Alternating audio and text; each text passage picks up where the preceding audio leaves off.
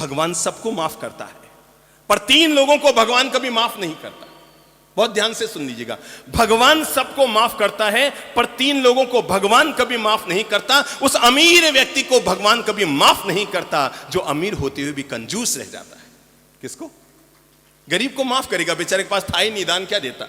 पर एक अमीर थे, भगवान ने तुम्हें दिया था, कमाने के लिए भेजा दिया, पर तुम कलेजे का उपयोग न कर पाए और सही रास्ते न लगा पाए। भगवान उस अमीर व्यक्ति को कभी माफ नहीं करते जो अमीर होकर भी कंजूस बना रह जाता है। याद रखना, भगवान उस न्यायाधीश को कभी माफ नहीं करते जो न्याय की कुर्सी पर बैठकर भी अन्याय करता है, और भगवान उस संत को कभी माफ नहीं करते जो संत के बाने में आकर भी दुराचार कर बैठता है। ईश्वर उन्हें कभी माफ नहीं करते, क्योंकि तुम्हारे पास ज्ञान था, तुम्हारे पास धन था, तुम्हारे पास सत्ता थी, तुम्हारे पास शक्ति थी, तुम्हारे पास बुद्धि थी, लेकिन इसके बावजूद अगर हमने उसका पॉजिटिव, सही, सकारात्मक उपयोग न किया। हम जिस देश की माटी पे पैदा हुए हैं, हमें गौरव है कि हम भारत में पैदा हुए।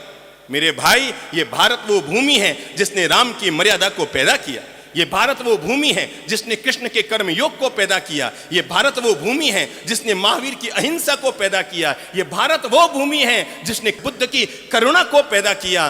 बात मैं आपसे ये कहना चाह रहा हूं, मैंने बचपन में एक फिल्म का, जो सड़कों पर दिखाई जाती थी फिल्म, और उस फिल्म का ये गीत सुना था, मेरे देश की धरती सोना उगले उगले हीरे मोती, मेरे देश की धरती। और मैं बचपन से अपनी इस देश की धरती पर गौरव करता था। कश्मीर से कन्याकुमारी तक, कलकत्ता से मुंबई तक इस देश में 50,000 किलोमीटर की पदयात्रा करने के बाद भी मैं ये खोजता रहा कि बचपन में जो मैंने गीत सुना था, मेरे देश की धरती सोना उगले उगले हीरे मोती, खेत खेत में गया, न तो हीरे मिले न मोती मिले।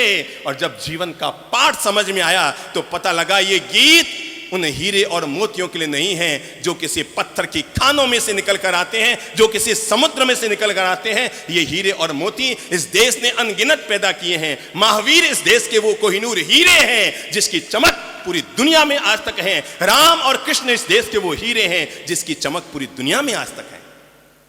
मेरे देश की धरती, और इसलिए हम अपने देश को भारत मां कहते हैं। मेरे भाई, मैं आपको बता दूं, पूरी दुनिया में कल हमने आजादी की वर्षगांठ मनाई थी, अपने यहां पर तिरंगा लहराया था। आजादी की वर्षगांठ मनाते हुए देश के प्रति अपनी श्रद्धा समर्पित की थी। और मैं आपको बता दूं, पूरे देश में, पूरे विश्व भर में एकमात्र भारत देश ऐसा है। पाकिस्तान को वहां के लोग ये नहीं कहते पाकिस्तान हमारी मां है।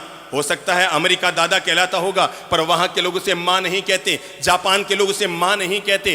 अमेरिका में लोग मां नहीं कहते। रूस के लोग अपनी मातृभूमि को मां नहीं कहते। एकमात्र भारत ऐसा है जहां पर लोग कहते हैं ये हमारी भारत माता है, और हम गौरव के साथ कहते हैं भारत माता की जय हो। और हम इसलिए कहते हैं ये मां है और मां का आंचल।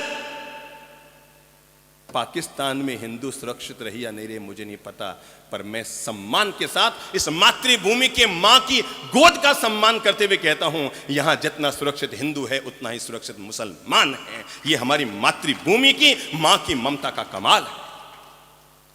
और ये जो हमारा तिरंगा लहराता है ना, आपको पता है इस तिरंगे के 3 रंग कौन कौन से हैं? सबसे ऊपर केसरिया, उसके नीचे श्वेत, और उसके नीचे मैं आपको जीवन का ये पाठ पढ़ा देना चाहता हूं। केसरिया इस देश में सबसे ऊपर तिरंगे में क्यों है केसरिया सबसे ऊपर? इसलिए क्योंकि केसरिया त्याग का प्रतीक है। किसका? श्वेत रंग शांति का प्रतीक है, और हरा रंग किसका प्रतीक है? समृद्धि का प्रतीक है। श्वेत रंग शांति का प्रतीक है, केसरिया रंग त्याग का प्रतीक है, और हरा रंग समृद्धि का प्रतीक है। यह हमारी भारत भूमि है जहां पर सबसे पहले त्याग है, त्याग के नीचे शांति है, और उसके नीचे समृद्धि खड़ी है।